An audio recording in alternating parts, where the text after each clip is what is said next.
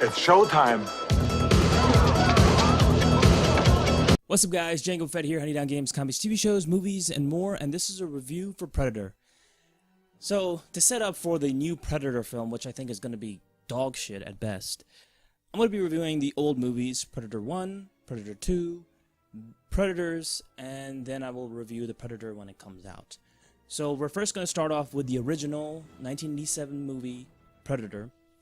In front of me, I'm just showing off something new actually this time.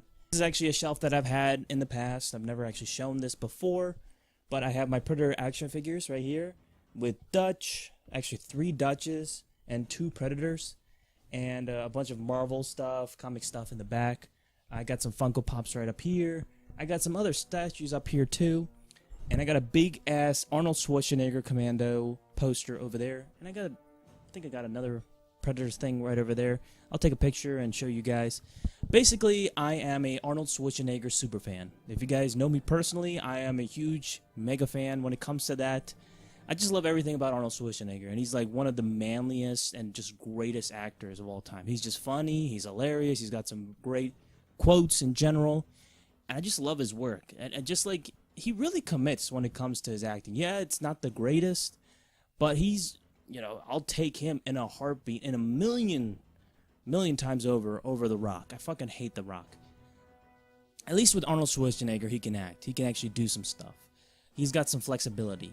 The Rock, he's got fucking nothing. Absolutely nothing. So I give Arnold Schwarzenegger credit in the world, and, you know, they're trying to replicate what, like, the 80s, you know, macho, you know, movie star, and they're not doing it with The Rock. I mean, many people are going to disagree with me with that, but I think when it comes to just actual actors in general, I'll take Arnold Schwarzenegger any day. I just love the guy. I just love his quotes, love his acting abilities, just love his performances in general. He's just fantastic. I just got a freaking man crush on him practically. And he's practically my favorite actor. So I'm going to actually do something a little bit different. I'm going to go through all the quotes based on my notes and tell you guys what I really loved about the film, because Predator is something special. It's not like your everyday throwaway action film that The Rock would do. It's actually something special, and it's pretty transcendent in my opinion. There is no other action movie that can really become so definitive and something special, universally special, like Predator. So I'm going to show some footage of Predator if I can. If I don't get a copyright strike, and show off my notes, go in depth, show some information that you guys have not known about before with the movie, and I'll try to incorporate that with Predator 2 and Predator, maybe not so much with Predator, but try to go with Predator 1 and Predator 2 as best I can. So with that being said, let's continue on with the review. So Predator is a film that came out in 1987 and is classified as a science fiction action horror film, so a blend of 3 genres. Directed by John McTiernan, who did Die Hard, The Last Action Hero, Die Hard 2, The Hunt for Red October, and Commando, which came out a couple years before. And written by John and Jim Thomas, who did this film as well as Predator 2, Behind Enemy Lines, and Wild Wild West. It stars Arnold Schwarzenegger, who plays Dutch and is the leader of this commando team. And the music is done by Alan Silvestri, and I'll get to that a little bit later. And it also stars Shane Black, the director of the shitty Iron Man 3, and is going to direct the new movie Predator, which doesn't really look that good. And Kevin Peter Hall played as the Predator in Predator 1 and Predator 2. Now, the Commanders are sent to Central America to free a hostage, only to find a new alien threat known as the Predator. So I'm going to delve into the movie, delve into the actual parts that happen in the movie, and go through them. So 10 minutes into the movie, we enter a jungle, and it's just a great atmosphere, foggy and mysterious. Just great camera shots and cinematography throughout this entire film. And 16 minutes in, we get the first glimpse of horror, skinned bodies, very realistic props. Then we get a glimpse of the Predator thermal vision, and only Billy, a skilled tracker, can see him, but only barely. They think they see it, but the Predator is tracking them the whole time. And Billy is terrified. A guy who just doesn't really show that much emotion is just utterly terrified of this new threat. And then once you think about it, this is actually the perfect scenario for the Predator to pick a battlefield. An alien being that is seeking out trophies, that is seeking out the highest threat it can defeat, to have a challenge. This is the perfect to fight off commandos. And then we have the attack on the village, and it's just an absolute great action sequence. Very reminiscent to the commando sequences, but if not better. And it's the only time they attack other human opponents. The rest is almost a hidden attrition and a very cat and mouse games with the Predator. Honestly, I wanted to see more of this, but it made sense considering the Predator is the new threat. You wanted to see more of him, and you see him towards the second act of the film. Now, this is before the Predator threat comes into play when they attack the humans, but once the Predator comes into play, one of the commandos is just scared and just starts shooting, and that's Mac.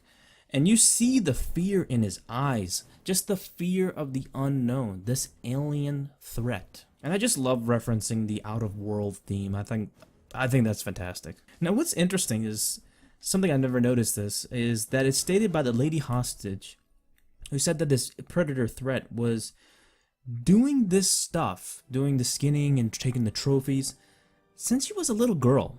This leads me to believe this has been done for years upon years throughout Central America. And that's pretty scary to think about. Now the group finds out it's coming from the trees and decides to make a bunch of traps around the area, mostly on the ground. So they look at the trees the whole time, looking at one way they think the Predator is coming. And they don't see this threat coming in any other way except this one path. Then the trap is springed without them even knowing, right behind Dutch as he is walking towards the area. This not only surprises them, it surprises us, the audience, as well. So being in the shoes of the characters themselves, the main protagonists, is what we want. I don't see that in films nowadays. That was just brilliantly done. We are just as shocked as Dutch is when this threat is captured in this net, only to escape and just blood them again.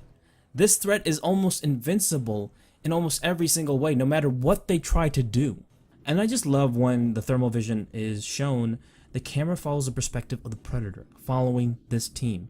And it's a really neat and cool feature. You never really see this stuff. I think just overall, these are like a lot of new and brilliant ideas that you don't really see in films nowadays, and especially in that time as well. I thought it was just a very unique film, unique action film. And it's also really cool as when he's at the thermal vision, he comes out of the water to not even find Dutch as he is covered with mud. He's behind this tree. He can't even find him at all. And us as the audience, we see a little sliver, but we can't really tell as well. So the trap with the commandos failed. Pretty much all of them are dead. Dutch tries a second time, but with experience this time around. He still struggles though. And this is when you see Arnold become an ultra badass. He roars to the sky to track the Predator, and even when he's prepared, the Predator is always 2 steps ahead of him, as you see the Predator sneak behind him as he sets up this trap. And we see these nice firework effects of the gun shooting into the woods, fighting tooth and nail between the Predator and Dutch, and hands down the best action scene in the movie, even better than the human sequence.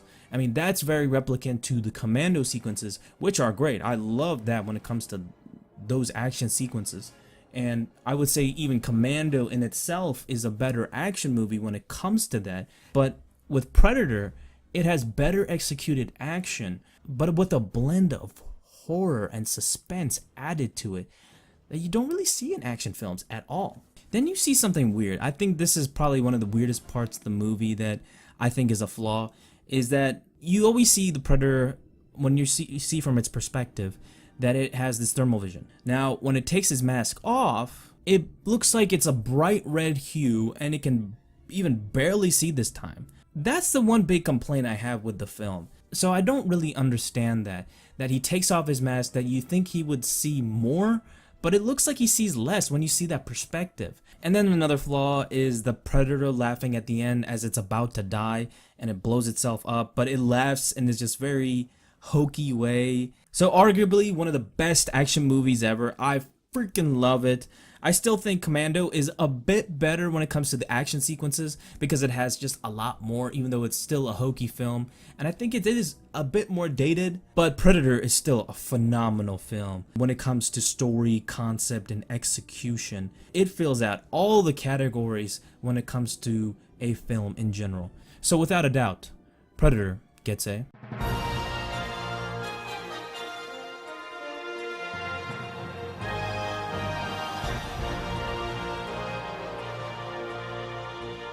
Also, I need to add that the soundtrack is done by Alan Silvestri. That Predator opening theme is one of the most intense and just, it gets you every time. And I think the theme song, the overall theme song, just grabbed me the most. It really stood out to me a lot. But I definitely think it's one of the best movie soundtracks that is really underrated. So with that being said, let me talk about the behind the scenes. Just a little bit. So interestingly enough, Arnold didn't like the idea of a Predator in City, even though I thought it was a unique and different idea, because the ones afterwards, Predators, and I think Predator, which is like Forest, little small town, I think is pretty unique when it comes to a city.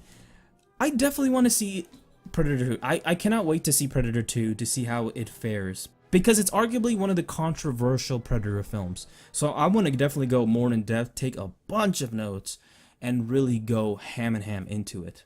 Now, Arnold was really committed to this role because Arnold worked out at least 4 to 5 hours a day for his role and committed to his body and his role for like 200%.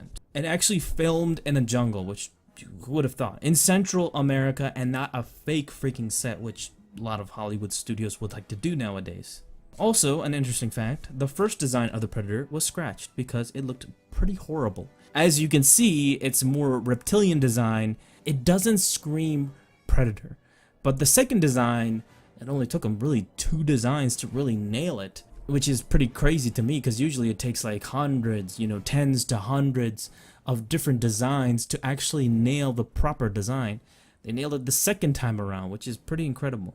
So they brought in the star Winston, the costume designer from Terminator, and he created the Predator we all know and love. So it took him the second time to actually nail it. And the guy who played as the Predator, Kevin Peter Hall, who did actually Harry and the Hendersons and became the Predator, unfortunately passed away when he was 33, but he did have a cameo as a pilot in this movie. And we cannot forget the quotes from this movie because they are something special. So I will attempt to do all the quotes as best I can to replicate that. If you want to stop, if you want to just leave if you want, that's up to you. But if you guys can please like this video, comment down below, subscribe to my channel Django Fett, tell me what you think of Predator in the comment section below, and I will just end this video with me attempting the quotes. Dylan, you son of a bitch. You set us up. It's bullshit, all of it. If it bleeds, we can kill it. Go now! Get to the chopper! You're one ugly motherfucker. Come on, kill me! I'm over here! Come on, do it! Mac! You're bleeding, man. You're hit. I ain't got time to bleed. Bunch of slack-jawed faggots around here. This stuff will make you a goddamn sexual tyrannosaurus, just like me.